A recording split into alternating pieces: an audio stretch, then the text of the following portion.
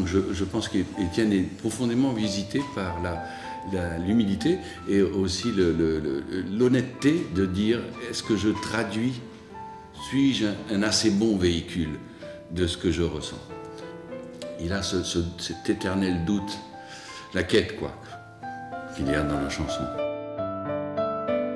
Il réussit avec un point à rattacher à quelque chose que l'on connaît. J'ai par exemple la conversation, deux personnes qui discutent, qui est une merveille.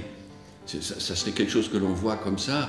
On pourrait voir ça dans le désert, loin, à travers ce que crée la chaleur, comme ça, ces formes qui apparaissent et disparaissent. Eh ben, lui, il a su cerner ça sans avoir besoin de mettre tout à fait les corps qui discutent.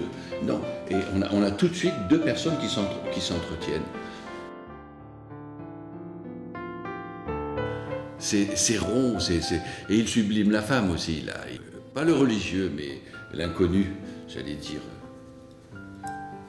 Quelque chose qui est au-dessus de nous. Et c'est lui qui m'a amené, par la main, à toucher, c'est-à-dire à la sculpture. Parce qu'il est vrai qu'on ne va pas s'amuser dans les parcs à toucher les sculptures. C'est-à-dire, on peut, on aurait l'air un peu idiot à faire des bons pour toucher une sculpture sur les Champs-Élysées. Non.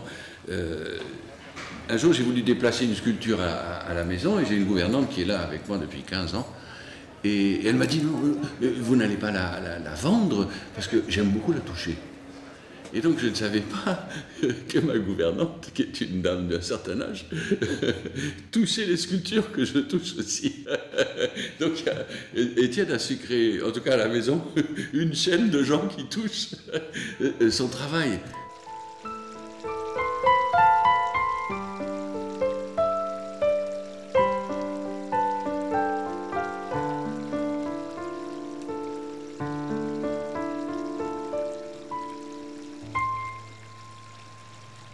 J'ai participé un jour à un concours pour une sculpture qui devait s'implanter sur une place à Montigny-le-Bretonneux.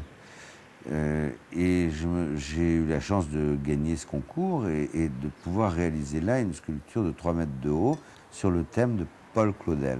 Le maire de l'époque me demande si on peut pas imaginer de faire tourner la sculpture au milieu de la place, qu'elle tourne sur son socle.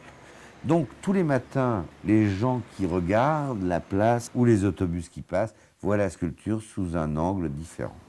Les habitants se sont totalement appropriés la statue, qui est d'ailleurs l'emblème de notre quartier, du Plan de Trou à Montigny. Et dès l'instant qu'il y a une panne, je ne manque pas d'avoir un coup de téléphone qui m'avertit pour me dire que la statue ne tourne plus, hein, et on doit la faire réparer, ce que l'on fait d'ailleurs rapidement.